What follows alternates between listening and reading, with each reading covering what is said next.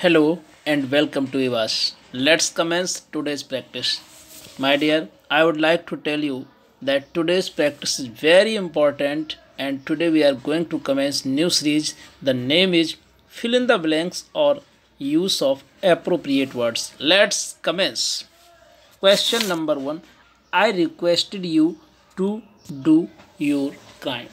Options देखेंगे अपोलोगाइज माफ़ी मांगना, एग्री सहमत होना, कन्फेस कबूल करना, पार्डन माफ़ करना। यहाँ पर आपको एप्रोप्रिएट जवाब देना है माय डियर।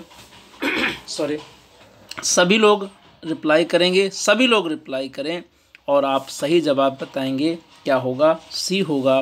कन्फेस मीन्स कबूल करना, अपने जुर्म को कबूल करना। I requested you to confess your crime. Next, question number 2. Defection. Defection is an unprincipled practice which can do damage to the democratic process. पहले मीनिंग समझने पर माय डियर आप थोड़ा सा जोर दें। डिफेक्शन मीन्स होता है दल बदल। दल बदल क्या है? एक असैद्धांतिक चलन है जो डैमेज करता है हमारे लोकतांत्रिक प्रोसेस को। कैसे? एडजेक्टिव देखना है। इनकैलकुलेबल अगणनीय, इनएलिनेबल जिसे अलग ना किया जा सके, इनटॉलरेबल ना सहने योग्य, इनफेलिएबल जो कभी गलती ना करे। तो आप कहोगे कि ये बहुत ज़्यादा नुकसान करता है दल बदल। Incalculable. Correct option is A. Next, question number 3। Question number 3 पर ध्यान देंगे। It was his that led him to penury. My dear, आप यदि थोड़ा सा वर्ड मीनिंग स्ट्रॉन्ग करेंगे और देखिएगा, यकीन मानिए ऐसे आप डेली प्रैक्टिस करते रहेंगे और देखते ही देखते आपका वोकैबुलरी बहुत अच्छा हो जाएगा। माय डियर, प्यूनरी मीन्स होता है गरीबी। क्या? गरीबी। तो ऑप्शंस देखेंगे कि आदमी गरीबी की ओर कैसे जा सकता है। फ्लैम्बोयंस भड़काऊपन, चमक दमक, अरोगेंस हठ, एक्स्ट्रावेगेंस फिजूल खर्च, एबुलियंस उत्साह। तो करेक्ट ऑप्शन सी बनेगा। क्यों? क्योंकि एक्स्ट्रावेगेंस यानी फिजूल खर्ची वही चीज़ है जो आदमी को प्यूनरी यानी कि गरीबी की ओर ले जाती है। इट वाज हिज एक्स्ट्रावेगेंस या उसका फिजूल खर्ची था दैट लेड हिम टू प्यूनरी। बहुत ध्यान से करिएगा। Next, question number 4। Gita was known to be so nobody entrusted any important work to her. कैसे काम को करने के लिए उस पर कोई व्यक्ति भरोसा नहीं करता है। जोकर मजाकिया, वर्कर श्रमिक, शौकर आघात लेने वाला झटका खाने वाला, और लिखो शिरकर कामचोर।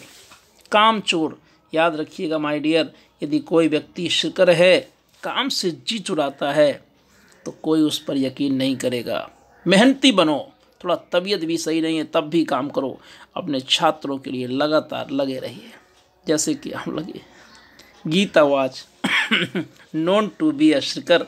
गीता एक कामचोर के रूप में जानी जाती है। सो नोबडी इंटरेस्टेड, इसलिए उस पर कोई विश्वास नहीं करता। एनी इम्पोर्टेंट वर्क, किसी भी महत्वपूर्ण कार्य के लिए। टू डू हर। Geeta was known to be a shirker, so nobody interested any important work to her.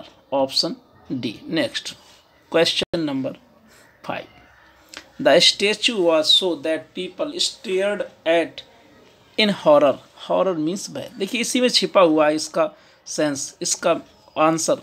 Grotesque विभत्स, डरावनी, एक्विजिट शानदार, ब्यूटीफिक सुंदर, कम्बरसम भारी। तो आप क्या लगाओगे? द स्टेचू आज। सभी लोग रिप्लाई करें। So grotesque that people stared at it in horror. मूर्ति इतनी विभत्स यानी डरावनी थी कि लोग इसे डर कर देख रहे थे। माय डियर, इन हॉरर इसी में तो छिपा है आपका अर्थ कि जब कोई डर के देखेगा यानी कि डरावनी चीज़ होगी। Option A. Next question. He was caught red-handed and could not the charge. Refute खंडन करना, रिफ्यूज मना करना, रिब्यूक डांटना, रिवोक रद्द करना। Correct option A refute means खंडन करना। नेक्स्ट क्वेश्चन पर चलते हैं। 7 unhappy about the treatment meted out to her, Shanti demanded justice. Sumptuously शानदार तरीके से, वरेससली ललचाते हुए, स्पेसमोडिकली रुक रुक कर, वॉसिफेरसली उग्र तरीके से। बताइए, कोई डिमांड की मांग करेगा, जैसे आज के डेट में रोजगार की मांग की जा रही है, तो कैसे? उग्र तरीके से। बिल्कुल सही जवाब है और आप लगा दें D answer. Next, the police spread tear gas on the protesters. Options देखिएगा, इनडायरेक्टली अप्रत्यक्ष तौर पर, इंटेंसिवली तीव्र ढंग से, इनडिफरेंटली बिना अंतर के, इनडिस्क्रिमिनेटली बिना भेदभाव के, अथवा अंधाधुंध। याद रखना माय डियर, यहाँ डी आंसर राइट होगा। क्यों? क्योंकि the police spread tear gas on the protesters, तो कैसे? इनडिस्क्रिमिनेटली बिना किसी भेदभाव के। यहाँ कहने का मतलब क्या है? अंधाधुंध रूप से, भाई बच्चा है, बूढ़ा है, जवान है, बिना देखे पुलिस ने टीयर गैस चला दिया। पुलिस तो पुलिस से, क्या करोगे? Next, we are happy to the receipt of your order number 4071 dated 13/1/96। Admit स्वीकार करना, एक्सेप्ट स्वीकार करना, एक्नॉलेज जानकारी देना, रेस्पॉन्ड प्रतिक्रिया देना। यदि मैं आपसे डायरेक्ट कह दूं कि इसमें सी आंसर लगेगा एक्नॉलेज, तो आप तुरंत हमसे कहोगे कि गुरुजी ए क्यों नहीं होगा। मैं कहूँगा फिर बी क्यों नहीं होगा, है ना? तो समझो, आज आपको सिखाता हूँ माय डियर। पहले समझो कि एडमिट और एक्सेप्ट बहुत नज़दीकी मामला होता है, दोनों सिनोनिम्स हैं। एक्सेप्ट मतलब स्वीकार करना, एडमिट मतलब भी स्वीकार करना। जब कहीं आप प्रवेश देते हो तो आप क्या करते हो? किसी को एडमिट करते हो, हॉस्पिटल में एडमिट कराते हो, ठीक है? किसी बात को एक्सेप्ट करते हो। लेकिन ये रेस्पॉन्ड तो प्रतिक्रिया देना होता है, और एक्नॉलेज क्या होता है, थोड़ा सीखिए।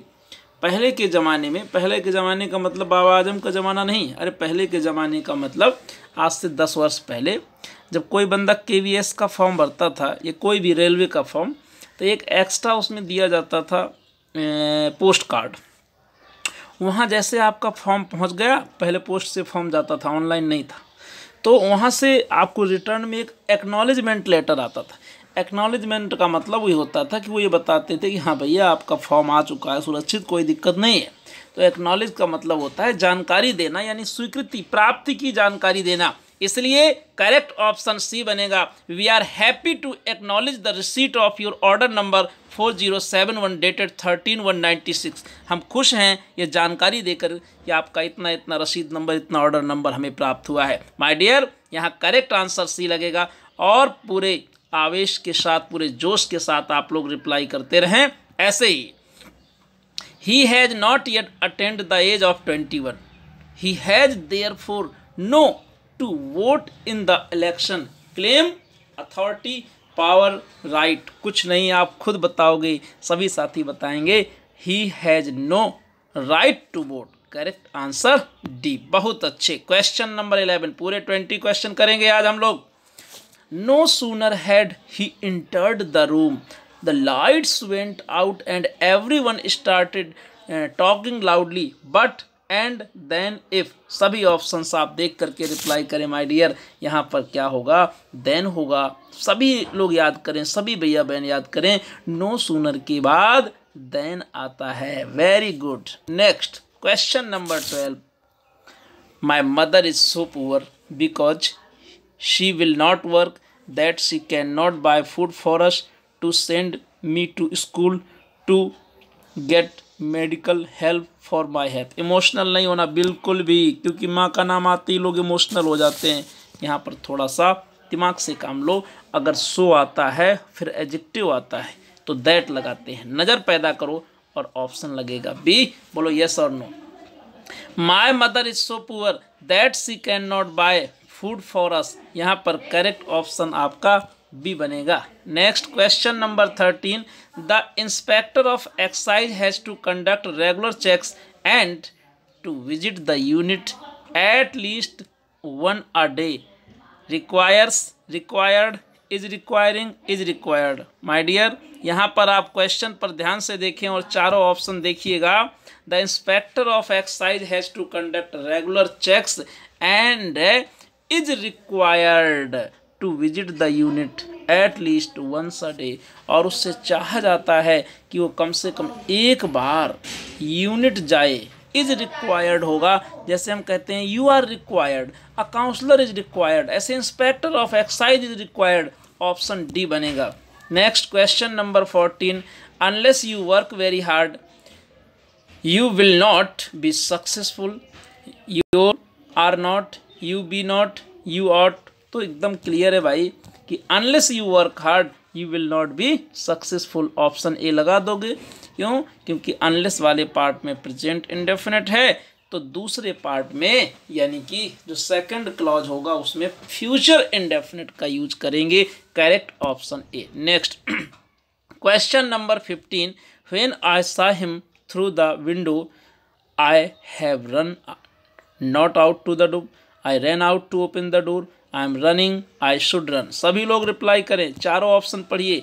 When I saw him through the window, जब मैंने उसको खिड़की से देखा, तो देखने के बाद क्या हुआ? एक काम के बाद दूसरा काम हो, past indefinite. I ran out to open the door, B option. Next, let's sing a song I me my mind. ये मैं नहीं बताने वाला, ये आप सभी लोग बताओगे और मैं आपको केवल रूल बताऊंगा। लेट प्लस ऑब्जेक्टिव केस, तो माय डियर ऑब्जेक्टिव केस मी है। बोलो सबका सही है, very good. I congratulate you your success. ऐसे पढ़ते रहो, सभी लोग रिप्लाई करें। कॉन्ग्रेचुलेट के बाद ऑन आता है, correct answer A. Next, the higher you go the more difficult it becomes to breathe. यहाँ पर निश्चित तौर पर जैसे यू गो प्रेजेंट इंडेफिनिट है वैसे ही इट बिकम्स हो जाएगा। करेक्ट ऑप्शन ए लगेगा। Next question number 19, everyone wants to for once achievements admire.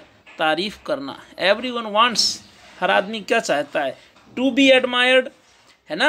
अरे भाई, अपनी तारीफ खुद करोगे कि दूसरे से चाहोगे? मैं भी चाहता हूँ कि अगर मैं आपके लिए हार्ड वर्क करता हूँ तो आप भी कभी कमेंट के माध्यम से हमारी तारीफ करें। कुछ साथी करते हैं और मैं उनको लव यू का सिंबल भी देता हूँ। I love them. Everyone wants to be admired. My dear, A नहीं लगा देना। कुछ भैया बहन ऐसी गलती करते हैं, वो कहेंगे हाँ टू लगा है तो फर्स्ट फॉर्म लगा दो। नो, हर कोई चाहता है टू बी एडमायर्ड। अरे बी भी तो फर्स्ट फॉर्म है कि कोई दूसरा उसकी तारीफ करे फॉर वंस अचीवमेंट्स, उसकी उपलब्धियों के लिए। लास्ट क्वेश्चन स्क्रीन पर, Nadika was musing memories of the past. My dear, एक फ्रेजल वर्ब लिखो। म्यूज ऑन मीन्स चिंतन करना। और इस तरीके से आज हमने 20 क्वेश्चन किए। बस एक बात बोलता हूँ, फटाफट आप लोग ईवास ग्रुप ज्वाइन करें टेलीग्राम में, सदैव कनेक्टेड रहें। यकीन मानिए ये 9 PM की प्रैक्टिस ऐसे मिलती रहेगी डेली। बस थोड़ा सा आपको याद रखना है, थोड़ा सा याद रखना है। क्या? कभी अगर प्रैक्टिस ना मिल पाए तो समझना कि सर ज़रूर किसी प्रॉब्लम में है, अदरवाइज वो रह नहीं सकते कि आपको प्रैक्टिस ना दे। टेक केयर, आप लोग अपना ख्याल रखें और ऐसे ही हम लोग प्रैक्टिस को कंटिन्यू रखेंगे। That's all. कोई प्रॉब्लम है कमेंट करें, अच्छा लगे तो भी कमेंट करें। लाइक शेयर और सब्सक्राइब करना ना भूलें। आप देख रहे हैं ईवास इंग्लिश विद AS। बाय।